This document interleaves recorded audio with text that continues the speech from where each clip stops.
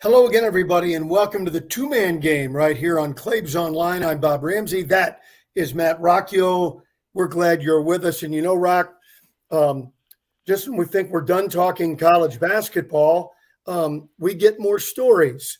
And the nation's best point guard relative to assists is Yuri Collins, and he has made a move and is leaving St. Louis University through the transfer portal and going to Tennessee. And quite a shocker both to the Billiken staff, teammates, and certainly to the fan base of Billiken Nation.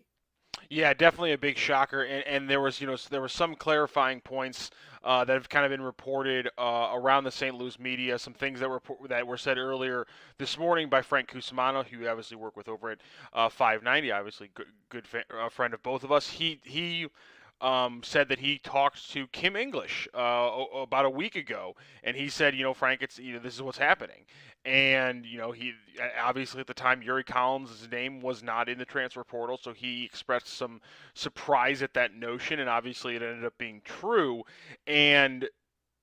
One of the comments that the coach made, which Frank then later revealed was Kim English, is that it had been in the works for about a month.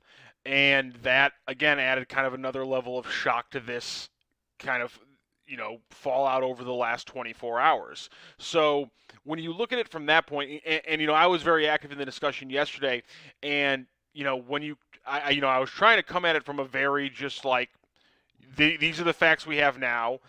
There was a tweet out there, a quote from the agent that's working with Yuri about him needing to face a consistently higher level of competition per the advice from the NBA scouts. And if that's what the NBA is telling you, it seems reasonable to listen to what they're saying if that's what your goal is. But 24 hours later, some more things come out. We get a little bit more clear of a timeline, even though it is still relatively murky. And then there were also the reporting of the $200,000 in NIL money that Randy Carricker over at 101 ESPN put out. It kind of muddied the waters on what to think and what my takeaway was with this whole story. And I don't want to get into this whole giant, is the NIL bad for college basketball? It just seems like this is just a bad situation for St. Louis. Well, there are a number of issues there. One, it's a death blow. Yeah. You can't play basketball on the schoolyard, much less the NCAA trying to win a league without a point guard. Yeah, you got to have a difficult. point guard, and unless 20-year-old Magic Johnson is going to come play, you're not going to have as good a point guard as you had. I mean, tell me if that's wrong. No, I mean that's simple logic. It's you're not going to be able to replace the leading assist man in the entire NCAA. So that's one thing. The other thing is I can tell you what I believe. That's a lot different from what I can prove, but we're not in court. Tennessee had been making overtures to Yuri all season long. Mm-hmm. And he sat out the NIT game, the loss to Northern Iowa. That whole day, something hinky was going on. And only thing I can tell you is it was very strange. These are my opinions, and they only represent me. Travis Ford, when I saw him early in the day that day, acted angry, not upset and disappointed that his key player was hurt, but angry at something. Mm-hmm. Okay. After the game, I personally had a 30-second conversation with Collins. Hey, how you doing? And he said, quote, I'm fine.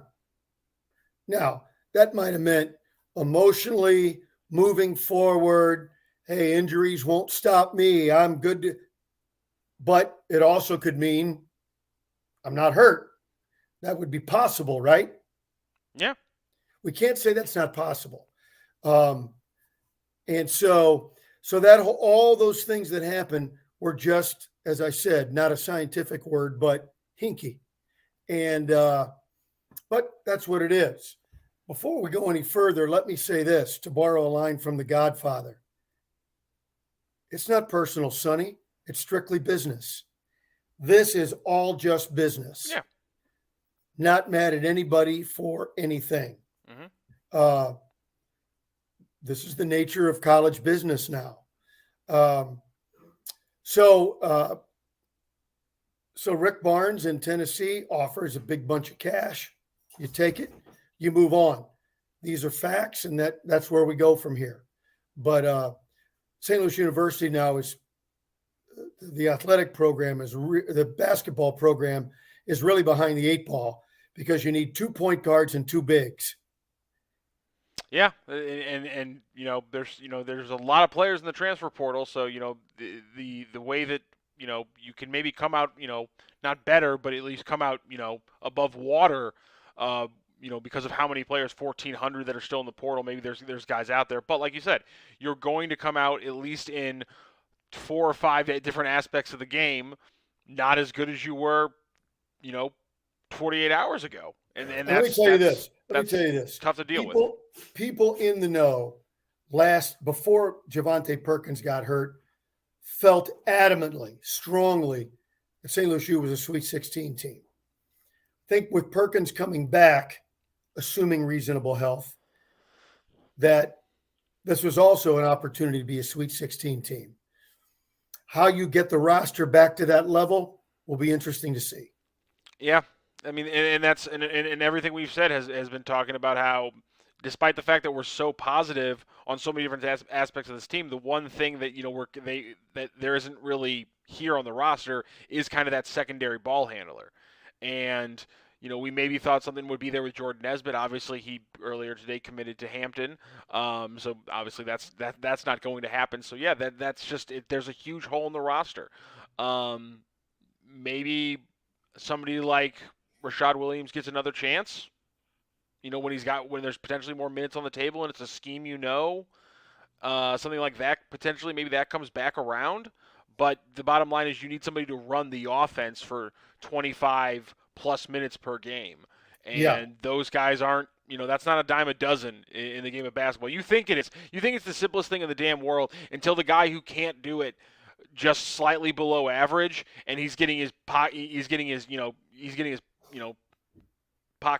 picked every time he brings the ball up the court. I remember, not to pile on, but there was a guard at Mizzou, and they were like, yeah, he's 6'7", but he's going to be a point guard. And I was like, well, this is going to be awesome if it works. And then the first couple of times you saw him bring up the ball past half court, point guards were jumping him, and he was turning the ball over left and right. And they're like, okay, he's a wing. That's the slight little difference in the game. You can't. Those guys just aren't. They don't grow on trees. No, and I would say tell Kellen Thanes, work on your handle. Yeah, exactly. Man, there's nothing I love more than a guy who can both be the guy who starts the pick and roll and sets the pick in the pick and roll. That's my favorite. That's my favorite thing in basketball. That's my favorite thing in basketball is he's like, oh, he's a good finisher in the pick and roll. He can shoot a little bit out of the pick and pop. I'm like, okay. And every once in a while we'll throw him a screen and he can run the pick and roll. All right, I'm sold. Let's do this. What's this guy do? What's this guy? Well, how tall is he? What does he weigh? What does he run? How much do I have to pay him? Let's go. So there's still a lot of positivity, but it takes the wind out of your sails. That's the bottom line. Yeah, it really does. This is a side note, a little more philosophically. Are we going to turn our criticisms that we've been used to for decades of criticizing a coach, not a great recruiter, got to get players and all that sort of thing, when we know now, as of right now, it's all about money. And if the money's not there for them to unofficially, but in reality have access to for players, can we hold them to that standard? And conversely, if Rick Barnes doesn't win the national championship, should he be fired? He's got all the money in the world, right? Well, that's been the case at some of the blue bloods for a while now. That's true. That's been the case for a while now. I actually think it is more so because now you say it's quantifiable. Well, I mean, to that point, I just think you have to be, especially people like us, you have to just be kind of responsible in your criticism, which is to say, credit to St. Louis University for starting the Billiken Exchange program, for starting that Billiken Exchange thing earlier today. To that announcement, obviously they didn't start it today; they've been in the works, but it is unfortunately some very bad timing and press to have to lose a player because of NIL, and then the very next day have your announcement that we have this program that's going to help with NIL. Again, I don't want to take anything away from them. I'm not trying to, I don't want to be a Debbie Downer and say, well, you should have come out with it a week ago. That's not how these things work. It's unrealistic to expect this coming down the pipe. But the fact of the matter is, you have to now, as universities, or now you have to look at a university and say, are they giving? Or is there an infrastructure for them to compete as a whole? And I think for a while it wasn't fair. People, you could dog on LSU basketball. Well, then go to LSU and before like 2012 and look at the state of the facilities between football and basketball, and tell me that LSU basketball should have been competing at a higher level in the SEC. It would have been a ridiculous expectation no matter who the coach was, because the facilities weren't up to snuff. And I think that's something that people who it's hard to see that from the outside looking in. But I think now with NIL, it's going to cast a bigger light on administrations as a whole. Listen, Mizzou made a move for Desiree Reed-Francois, somebody who clearly had a plan, in at least the way they portrayed it, who had a plan with these kind of NIL deals and having this pioneering way of entering this new market. And that was something they talked about from the get-go, because it's not just the coach, it's the entire institution, in I think a more visible way than it ever has been. Here's another existential question for you, and that is, you talk about, and this has gone on for 50 years, 75 years, keeping up with the Joneses, bigger, better locker rooms, the Bob O'Loughlin Sports Center, $25 million deal that was announced this past fall. And I'm not trying to, that's awesome. But now with what we're seeing transpiring with NIL, does it matter? If you've got a nicer locker room than me, but I can offer a 5-star $100,000 more a year than you can, what does he care? I mean, it matters at the very top, and it matters and again, it matters top of what? With the very top prospects. Not if I'm offering more money, but you got a nicer locker room, he's going to take the locker room? No, I'm saying the money's going to sway the guys who are going to be getting offers of money no matter what. But I don't think it's terrible to say that the backbone of SLU is still going to be developing prospects. And yeah, every once in a while a guy's going to jump up and be incredible, and he might transfer to a bigger school to try to take that next jump. That's unfortunate. You want to have these guys completely in your program, but that's the way the world, that's the kind of the new way it is, and I don't think that's the worst thing in the world. I guess there's I would suggest it's also not the best thing. No, it's certainly not the best thing. Obviously, you want these people to stay for a long, but then again, guys staying for 3 years like they have to in football would probably be a better thing for college basketball. Just the way that that fandom works and the way that people's interest works. If you constantly had the same guys staying for 3 years, first of all, we'd get some just unbelievably, ridiculously talented basketball players when they were 19, 20 years old. It'd be crazy. But that'd be a lot better. But I just, the landscape has changed, but it's going to only change in these very extreme circumstances with the top prospects and guys who are in their third year, who have an extra year because of a crazy thing like COVID, and they were an NCAA leader or something along those lines. And so it's going to change on the top margins, and that's when it's going to hit the hardest. That's why this story is hit the way it did yesterday, and we're talking about it the way we are today, because Yuri Collins is so incredibly talented. You have to replace that, but this isn't going to be something that I think affects every team every year. And I hope you're right, but I'm going to take the counter, and I think that the days of building programs are over, and I think it's going to be like AAU. Let's put a team together this year and go for it. And I think that's the way it's going to be. Yeah, that would suck, but I mean, with 1,400 players in the transfer portal at one time, it's kind of hard for me to tell you. It's hard for me to disagree with that being an extreme possibility. Or without, I'm sure there's some people out there who would say that I'm being naive, and that's already what it is. So I mean, it's hard to argue with that being a possibility. COVID. It's funny. I think COVID opened that door. Yeah, I think, and I wonder how much has COVID exacerbated the problem with there being not enough minutes and too many players, and therefore people's availability to jump ship and things like that. How much has that changed it? How much will the transfer portal look differently in spring of 2025 than it does now in 2022? Yeah, and again, it's business, not personal. You can't blame a kid. Let's keep it close. Mark-I Strickland, unbelievable physical talent. When he got in games, a little shaky, but he would probably say, well, I needed more minutes to get comfortable. Reasonable point. He's going to go play and be a very good player. You can't blame the 10th, 11th, 12th, and 13th guy on the roster to want to go and play more. You can't blame him at all. No. And by the way, there are those 4 spots on every team in the country. Which is, that's why it's kind of crazy. That's why it's always interesting to see, what the transfer actually is. Yeah, a guy like Jordan Nesbitt, who reasonably was going to see his minutes go from, 25 per game, probably down to about 15 or 17 per game. And, he goes to a place like Hampton, where obviously compared to, Memphis where he started or even St. Louis, isn't at the same level of talent, but he's going to get a lot more minutes. He's going to get more opportunity. And so, and then there's obviously Yuri Collins, who at the very top of his game just gets to jump to a more prestigious conference. And because of Tennessee losing their point guard to the draft, he's probably still going to be looking at 28, maybe 30 minutes per game. And so it's two different ends of the spectrum, and in both ways you can see why the guy made that decision, I think. If you're not being biased or overly emotional, which again, if you're a fan, that's completely fair. That's why you're a fan. No, but again, it's business. Yeah.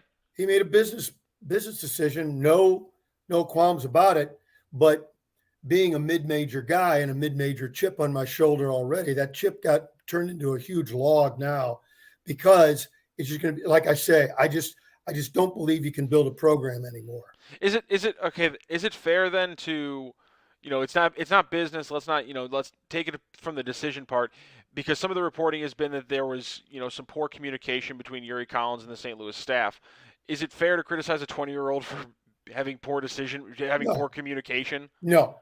Yeah, that's another thing. Is I just don't think it's reasonable. That's because that's where some of this is going to be. Is like, well, the communication should have been better between the staff and Yuri. Well, it's a 21-year-old kid trying to make a decision for $200,000, and like I can understand maybe that he was, who hasn't had a situation where they didn't want to tell anybody a crappy decision they had to make. I don't think I don't think that's even fair, and some people are gonna hate that response. But I think even getting into that minutia of the decision making is a little unfair to the kids. And how many millionaires or billionaires are going to get burned by some kid who takes the money and screws up somehow? Yeah, over the college landscape. Yeah. It's going to happen all the time. And you know what? That's what you're signing up into, and you should understand that. They're 20-year-old kids. You should. Those people also need to understand they're 20-year-old kids, and you need to treat them like. And some people are going to say they're 20-year-olds. They're not kids anymore.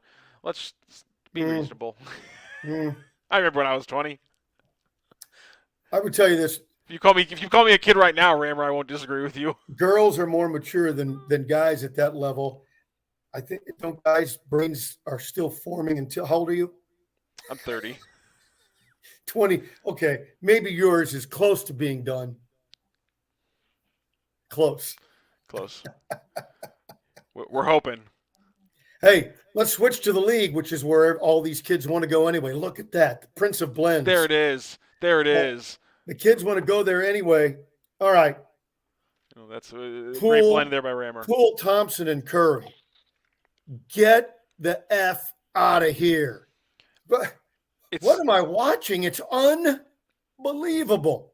It's ridiculous, and that's the surface thing that's just so much damn fun to watch. But the thing I couldn't stop watching is Draymond Green putting on the most unbelievable clinic ever defensively in a very specific category.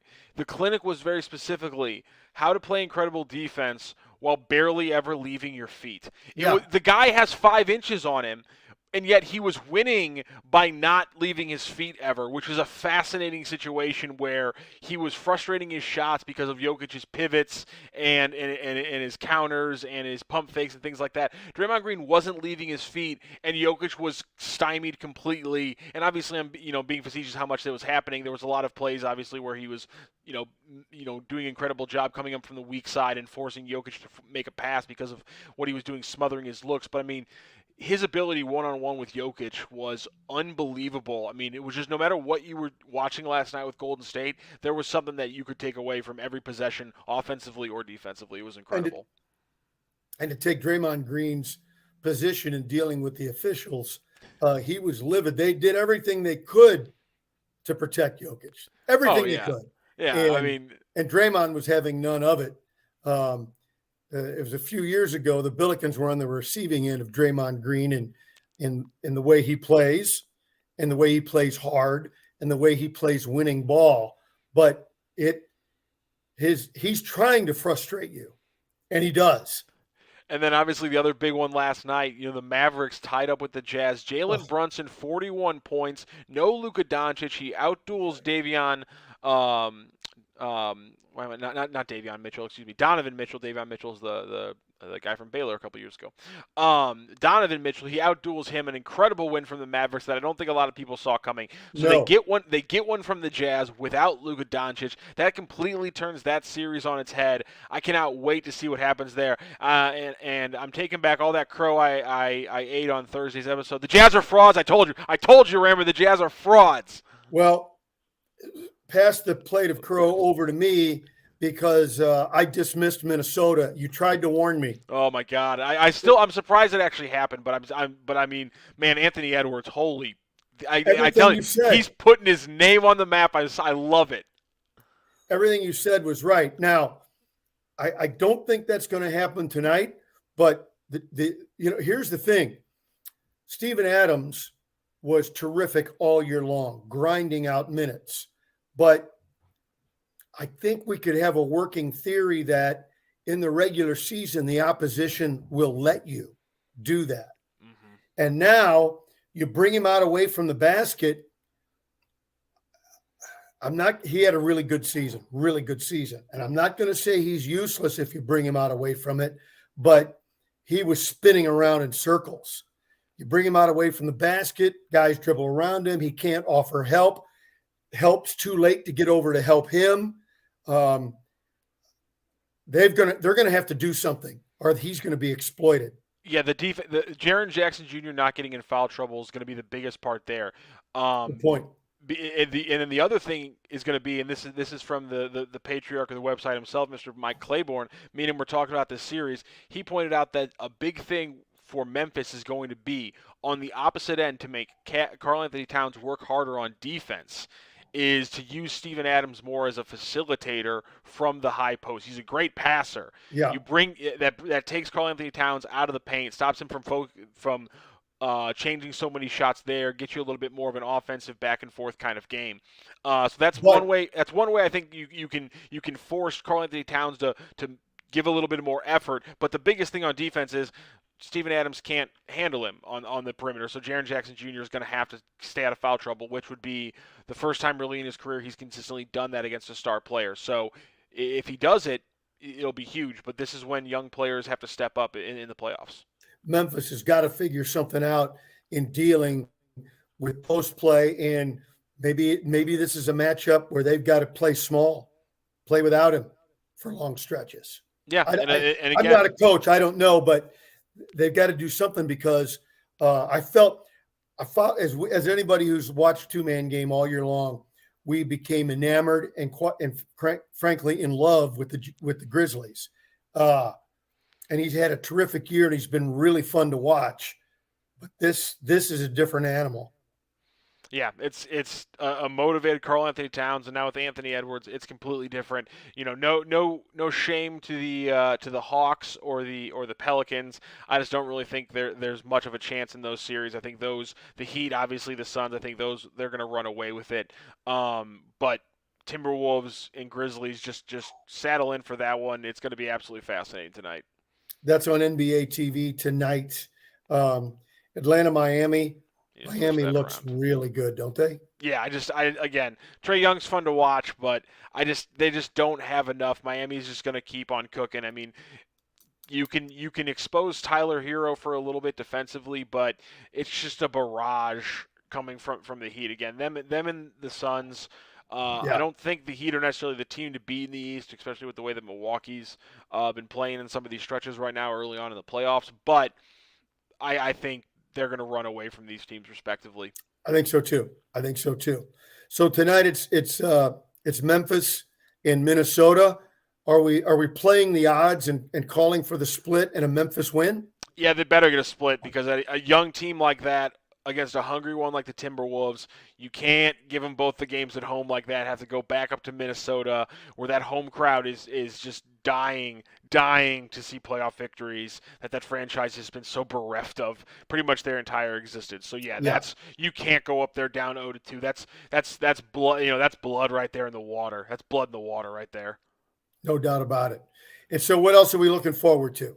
I mean, the big one is it was a 2-day break for the Brooklyn and Boston series. So their game 2 isn't until Wednesday when Chicago and Milwaukee also has their game 2. And that's a doubleheader there, brother. And then Philadelphia and Toronto. So Wednesday night's really one of the best nights of basketball of the week because you have Brooklyn, Boston, Philadelphia, Toronto, Chicago, Milwaukee. Toronto did not have Scotty Barnes last night. That's why they got rolled. They're down 2-0. They can make it interesting just with the way they can play defense and things like that, but being down 2-0 again at any point is going to be rough. Brooklyn and Boston, that's going to be the game to watch because I think the Sixers and Bucks are just going to slowly just kind of hammer those series kind of out. Brooklyn and Boston is the big one. Marcus Smart just won Defensive Player of the Year. Can he slow down Kyrie Irving? Can Jason Tatum continue to play good defense on Kevin Durant? Are they going to need another game winner? God, that series is going to be fun. That winner, by the way, I know this is a few days old, but it's the first time we've had to talk about it.